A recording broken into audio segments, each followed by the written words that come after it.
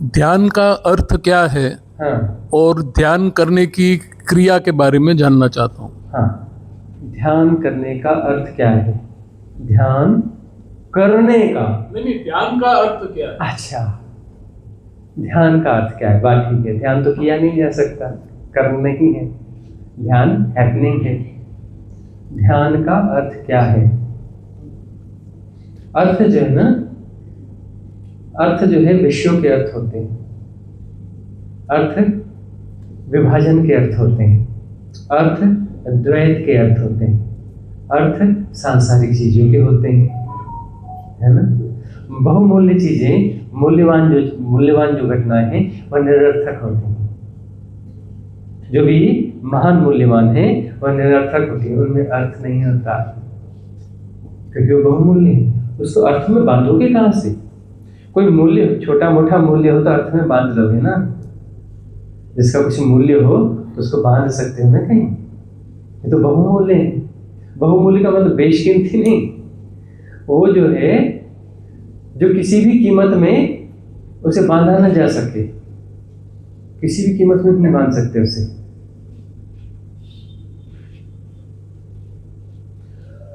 तो जो है ध्यान कर्म नहीं है। पहली बात, कर्म हो तो ध्यान क्या है? ध्यान होता है, घटता है जब सब संसार विदा हो जाता है, सारे विषय विदा हो जाते हैं, वह ध्यान है। समस्त विषय विदा हो जाते हैं, मतलब मन एक्टिवेट है, अर्थात विषय में आबद्ध है। विषय की आबद्धता से मन पैदा होता है, मन होता नहीं है। विषयाबद्ध अवस्था मन है, विषयाबद्ध अवस्था मन है, विषय मुक्त अवस्था ध्यान है। आई बात समझ में? विषयाबद्ध अवस्था मन है, विषय यानी कि कुछ एक्टिवेशन है, ऊर्जाओं का कुछ साइक्लिक मूवमेंट है, वहां पर मन है। और ये साइक्लिक मूवमेंट विड्रॉ हो गया तो विषय नहीं है, तो विषय रहित अवस्था जो है वह अनंत आकाश, वह ध्यान है। ध्यान का घटना है अनंत आकाश, जो अनंत है, जो असीम है, जो निर्गुण है, जो निराकार है, जहां लाभ हानि की कोई बात नहीं है, लाभ हानि की कोई बात नहीं है, शुभ अशुभ की कोई बात नहीं है, अच्छे बुरे की कोई बात नहीं है, कोई भी विषय नहीं है। और वहां पर न कोई परमात्मा है, न वहां कोई शैतान है, न वहां कोई संसार है, न वहां कोई मुक्ति है, न वहां कोई धर्म है, न वहां कोई ज्ञान है, कुछ भी नहीं है। देखो, तुम धर्म की बात करते हो ना, तो धर्म की बात करना धर्म है क्या? धर्म कोई चीज है जिसकी बात की जा सकती है? वह तो देखो, तुम अपनी मानसिक कवायद कर रहे हो कोई चीज समझने की, मन से समझने की, मन में बांधने की कोशिश कर रहे हो, तो तुम्हारा धर्म मन का विषय हो गया ना। मन से जिसे समझोगे वह मन का विषय हुआ ना। तो तुम्हारा धर्म जो है, तुम जिस धर्म की चर्चा करते हो, वह धर्म क्या है? मन का विषय है, मन का विषय हुआ ना। और जो वास्तविक धर्म होगा वह विषयाबद्ध हो सकता है क्या? या शब्दों में समाएगा क्या? तुम जिस परमात्मा की बातें करते हो वो तुम्हारे मन का विषय है, ठीक है ना। बड़ी सुंदर बातचीत होगी, बात ठीक है, लेकिन मन का विषय हुआ ना। परमात्मा मन का विषय हो सकता है? ये क्षुद्र मन, इसका विषय परमात्मा हो सकता है? क्षुद्र मन के अनेक विषयों में एक विषय मन परमात्मा है। इस क्षुद्र मन के अनेक विषयों में एक विषय परमात्मा है, और ये महान है, ये महान हो सकता है। तुम्हारा क्षुद्र मन, उसमें लाखों विषय हैं, उसमें एक विषय परमात्मा है, और वो महान होगा। मतलब तुम उससे ज्यादा महान होगे ना। तुम्हारे पास लाखों विषय हैं, उसमें एक विषय परमात्मा है, और तुम हो। परमात्मा तुम्हारे अधीन एक छोटी मोटी चीज हुई ना। तुम जबरदस्ती कहते रहो कि नहीं वो महान है, वह ऐसा है, वह वैसा है, तुम ही कह रहे हो ना। तो विषयाबद्ध जो है वह मन है। विषयाबद्ध प्रक्रिया मन है। मन एक प्रक्रिया मात्र है, याद रखना। मन कुछ है नहीं, एक प्रक्रिया है। ये प्रक्रिया जब विसर्जित हो जाती है तब वहां पर अनंत आकाश है, निरभ्र आकाश है, असीम, निर्गुण, निराकार, विषय मुक्त। वह अनंतता जो है ध्यान, हैपनिंग ऑफ मेडिटेशन। ध्यान किया नहीं जाता, ध्यान घटता है, हैपनिंग है, प्रसाद है उस अस्तित्व का, उस परम तत्व का प्रसाद है। वह कोई भी मैं जो है ध्यान को प्राप्त नहीं कर सकता, कोई भी मैं ध्यान को नहीं घटा सकता, कोई भी मैं साधना करके ध्यान को प्राप्त नहीं कर सकता। जब मैं विसर्जित हो जाता है, मन विसर्जित हो जाता है, विषय विसर्जित हो जाते हैं, तो वह अवस्था ध्यान है, वह अवस्था ध्यान है। हम थोड़ा सा इस प्रकार से बोल रहे हैं जैसे चोट करते हुए बोल रहे हैं, थोड़ा ऐसा लगा ना आपको? थोड़ा सा हम चोट करके ही बोलेंगे ना, तभी भीतर जाएगा, नहीं तो जाएगा ही नहीं भीतर, है ना? भीतर जाएगा कैसे? थोड़ी चोट मारनी पड़ती, बेहोशी बहुत है, जगाना पड़ता है, चोट मारनी पड़ती है, इम्प्रेशन डालना पड़ता है। यह जो है हमने यह बात डाली सबकॉन्शियस माइंड में डाली, कॉन्शियस माइंड को नॉक करते हुए डाली, देख यहाँ डाल रहा हूं, सबकॉन्शियस माइंड में ही डाली। अब यह जाकर के एंटीवायरस की तरह काम करेगा। जो जन्मों जन्मों से गार्बेज बटोरा है ना ध्यान के नाम पे, यह वर्ड उन सबको करप्ट करेगा, वो सारी फाइलें करप्ट करता रहेगा भीतर। आप तो वचन एंटीवायरस है, याद रखना। हम तुम्हें तुम्हारे सबकॉन्शियस माइंड में डाल रहे हैं चीज। ऐसा नहीं कि तुम्हारे सबकॉन्शियस माइंड को हम कम कर रहे हैं, बढ़ा रहे हैं, वो चीज डाल रहे हैं, लेकिन डालने के बाद वो अपने आप कम होने लगता है। खतरनाक चीज डाल रहे हैं। 1 करोड़ फाइल थी, अब 1 करोड़ एक भी फाइल डाल दी अंदर। बाहर से निकलते निकलते पता चला 98 बची, 98 लाख बची, घर पहुंचते पहुंचते 95 लाख हो गई। फाइल करप्ट होती जाएंगी, अंदर डिजॉल्व होती चली जाएंगी। इसलिए आप तो वचन जो है निर्भर करते हैं, डाला सबकॉन्शियस माइंड में। ध्यान क्या है? और दूसरा कुछ और पूछा था, ध्यान में जाने की क्रिया क्या है? ध्यान में जाने की क्रिया क्या है? ध्यान में जाने की क्रिया क्या है? ध्यान तो हैपनिंग है, तो क्रिया जो है प्राविधिक का प्रयोग करते हैं कि मन कैसे चलता है, विषय कैसे हैक किए हुए रहते हैं। मन कैसे चलता है इसको थोड़ा समझना पड़ेगा। मन यानी 2 हिस्से हैं, चेतना के 2 हिस्से हैं, ठीक है ना? एक है कॉन्शियस माइंड, एक है सबकॉन्शियस माइंड, चेतन मन, अवचेतन मन। तो अवचेतन मन जो है ज्यादा प्रभावशाली है, अवचेतन मन ज्यादा प्रभावशाली है, ज्यादा बड़ा है, बहुत ज्यादा बड़ा है। पहले कहा करते थे कि 90% जो है सबकॉन्शियस माइंड है, 10% कॉन्शियस माइंड है। इस टू मच इंफॉर्मेशन की एरा में क्या है?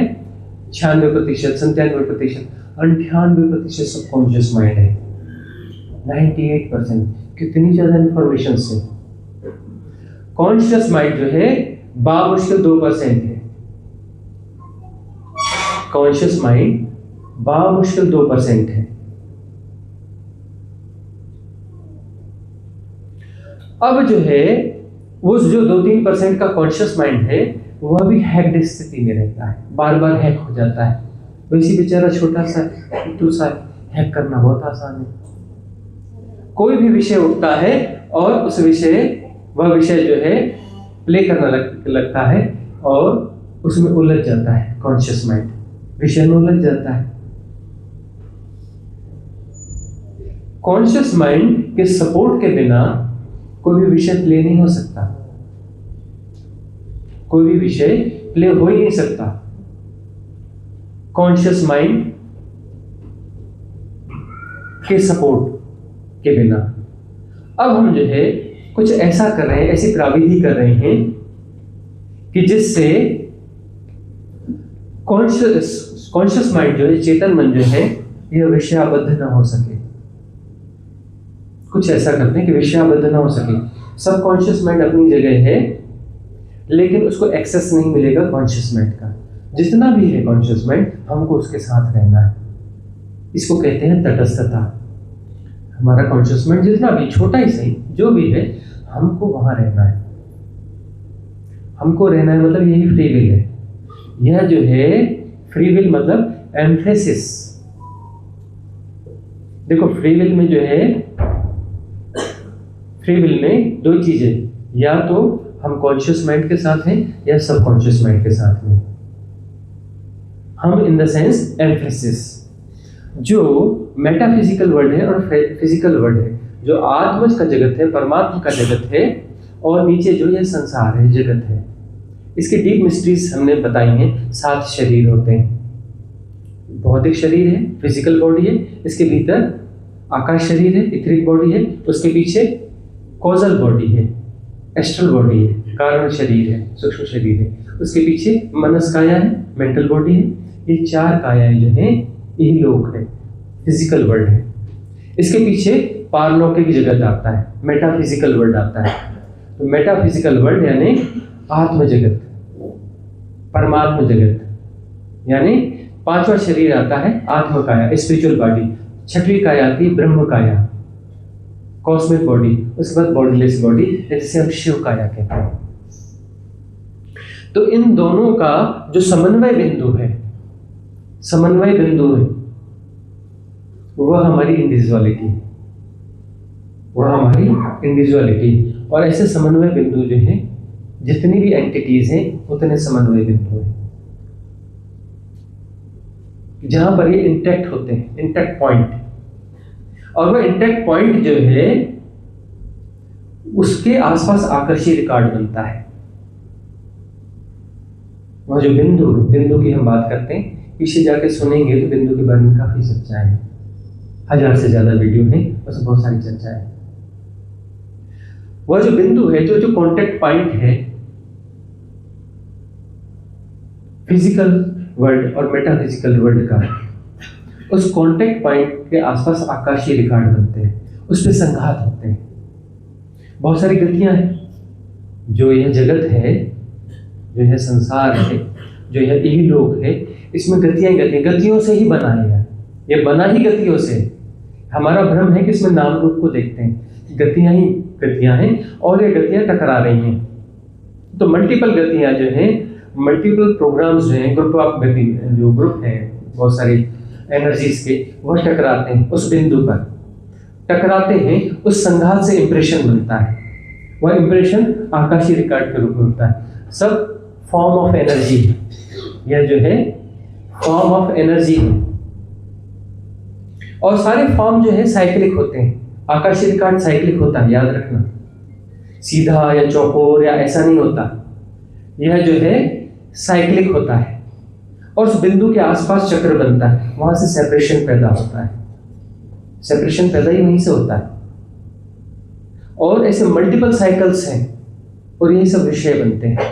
सबकॉन्शियस माइंड जो है, ऐसे बहुत सारे जो आकाश तत्व जो है घिरा हुआ है, किससे? इन साइकिल से, इन पैटर्न से, इन इंप्रेशन से। यह आकाशीय रिकॉर्ड है, ये सबकॉन्शियस माइंड है। और जन्मों जन्मों की यात्रा में वहाँ अनेक संघात पड़ते हैं, अनेक ट्रॉमास होते हैं, बहुत कुछ होता है और आकाशीय रिकॉर्ड बनते रहते हैं। वह बिंदु जो है हेड है, उसके छोटे दायरे हैं। आकाश कटा कटा है, टूटा टूटा है, घटाकाश है। तो साधना जो है, साधना में अब जो हमारे पास है, पहला जो सर्कल बना है, बिंदु के बाद जो पहला सर्कल है, बीच में आकाश तत्व है। जितना आकाश तत्व है हम उसके साथ में हैं। वह जो परिधि बनी हुई है पैटर्न की और जो मूवमेंट है, हम उस मूवमेंट को नहीं चुन रहे हैं, उस मूवमेंट के साथ एसोसिएट नहीं हो रहे हैं। जो आकाश तत्व उपलब्ध है हमारे पास, चेतन मन जितना है, जितना भी चेतन मन है, हम वहां पर हैं, एम्फेसिस वहीं पर है। वह जो एक्टिविटी है उसके साथ संयोजित नहीं हो रहे हैं। यह फ्री विल है, उसके साथ संयोजित होना है या नहीं होना है, उसके साथ इंटैक्ट होना है कि नहीं होना है, यह हमारी फ्री विल है। एक ही फ्री विल है हमारे पास, लेकिन बहुत बड़ी फ्री विल है ये हमारे पास। उसके साथ यदि इंटैक्ट नहीं होंगे तो यह जो आकाश तत्व है जिसके साथ हम हैं, जो भी हेड नहीं है, मतलब उसके भीतर कोई साइकिल नहीं है। हेड का मतलब वहाँ कोई साइक्लिक मूवमेंट नहीं है, हम उसके साथ बने हुए हैं। तो जानना हो रहा है, किसको जानना होगा? उस साइक्लिक मूवमेंट को जानना होगा, जानना होगा। उसके साथ एसोसिएट हो गए तो फिर जानना नहीं होगा, उसके साथ तो घूमना होगा। एसोसिएट हो गए तो उसके साथ क्या होगा, घूमना होगा, जानना नहीं होगा। इस आकाश तत्व के साथ बने हुए जितना भी है, तो फिर उस साइक्लिक मूवमेंट को जानना होगा। जानना होगा तो यहाँ पर एक चमत्कार घटता है। चमत्कार क्या है कि वह जो साइक्लिक मूवमेंट है वह जो है विड्रॉ हो जाता है, तटस्थता से विड्रॉ हो जाता है। क्यों विड्रॉ होता है? यदि हम उसके साथ एसोसिएट नहीं होते हैं तो बिंदु जो है, इस बिंदु से एनर्जी आ रही है, हम जो है वो पॉइंट है जहां से वो डिवाइन एनर्जी उतर रही होती है इस संसार में। हम वह नोजल है जिससे जो अनंतता है, वह परमात्मा तत्व है, वह इस संसार में क्रियमाण हो रहा है, एनर्जी आ रही है। तो जो एनर्जी आ रही है, उस एनर्जी को हम उस प्ले को नहीं दे रहे हैं, उस विषय को नहीं दे रहे हैं, तो विषय सरवाइव नहीं कर सकता। वह प्ले हमारे बगैर सहयोग के नहीं चल सकता। हम उदासीन हैं उसके प्रति, उसके साथ एसोसिएट नहीं हो रहे हैं, उस पर प्रतिक्रिया नहीं कर रहे हैं, उसे समझने की कोशिश नहीं कर रहे हैं, उसे डिफाइन नहीं कर रहे हैं, उसे एनालाइज नहीं कर रहे हैं, कुछ नहीं करने से वह पैटर्न डिसॉल्व हो जाएगा। जैसे ही डिसॉल्व होगा तो अगला पैटर्न दूर है, तो आकाश हमारा बड़ा हो गया। दायरा छोटा था, एक सरफेस, एक सराउंडिंग जो है, वो जो बाउंड्री है वो टूट गई, अब जो है बड़ा स्पेस बन गया, आगे दूसरी बाउंड्री, लेकिन अब हमारा आकाश बड़ा हो चुका है। अब अगला जो प्ले चल रहा है, जानना हो रहा है, एसोसिएट नहीं होंगे, वह भी टूट जाएगा, आकाश और बड़ा हो जाएगा, टूटते सारे विषय विसर्जित हो जाएंगे। आकाश कैसा हो जाएगा? अनंत हो जाएगा। जब कोई बंधन ही नहीं रहा, कोई सराउंडिंग नहीं रही, अब ये जो है हमने बाड़ लगा रखी, अपने चार दीवारी बना रखी, तो यह मेरा दायरा है, चार दीवारी टूट गई तो धरती तो फिर अनंत है ना। अनंत इन द सेंस, एक उदाहरण, परिपूर्ण कहीं नहीं होते हैं, धरती अनंत कहाँ होती है ना, एक एग्जाम्पल है। तो जो है जैसे वह सारे विषय विड्रॉ हो गए तो आकाश तो अनंत है, घटाकाश और बाह्य आकाश एक हो गया, अनंत आकाश। जो अनंत है, असीम है, निर्गुण है, निराकार है। सारे गुण के जो विषय थे विड्रॉ कर दिए, सारे जो विकार थे विड्रॉ हो गए, अब अनंतता है। तो सिद्ध क्रियाएं जो हैं हमें तटस्थता में ले जाती हैं। तटस्थता से ये जो बाउंड्रीज हैं ये विड्रॉ होती हैं, विषय विसर्जित होने लगते हैं, विषय विसर्जित होते जाते हैं और मुक्ति हो जाती है। मुक्ति का अर्थ है हम अपने स्वरूप को प्राप्त हो जाते हैं। अभी तक हम छोटे छोटे आकाश को जी रहे थे कि मैं हूँ, अब छोटे मोटे आकाश को नहीं, सब मैं हूँ। अहम ब्रह्मास्मि आखिरी अवस्था नहीं है। आत्मज्ञान की आखिरी अवस्था नहीं है। आत्मज्ञान के बाद ब्रह्म ज्ञान होता है, ब्रह्म ज्ञान के बाद परम ज्ञान होता है। लेकिन चलो, जो भी घटा, कुछ बड़ा घटा, इस संसार के हिप्नोटिज्म से बाहर निकले, फिर आत्म के हिप्नोटिज्म से बाहर निकलोगे, फिर ब्रह्म के हिप्नोटिज्म से बाहर निकलोगे, फिर परम ज्ञान, शिवोहम। तो सिद्ध क्रियाएं जो है वहां तक ले जाती हैं। ये सिद्ध क्रियाएं आत्मज्ञान देने वाली नहीं है, ब्रह्म ज्ञान देने वाली नहीं है, परम ज्ञान देने वाली है। 101 सिद्ध क्रियाएं हो चुकी हैं। रविवार को एक और सिद्ध क्रिया आएगी। हर संडे को सुबह 6:30 बजे सिद्ध क्रिया चैनल पर एक नई सिद्ध क्रिया इंट्रोड्यूस की जाती है, पब्लिश की जाती है। तो सिद्ध क्रियाएं जो हैं, यह सिद्ध क्रियाएं जो है परम ज्ञान तक ले जाती है। ठीक है, बीच में स्टेजेस आ जाएंगी, किसी को एनलाइटनमेंट होगा, किसी को ब्रह्म ज्ञान होगा, है ना, फिर किसी को फिर परम ज्ञान होगा।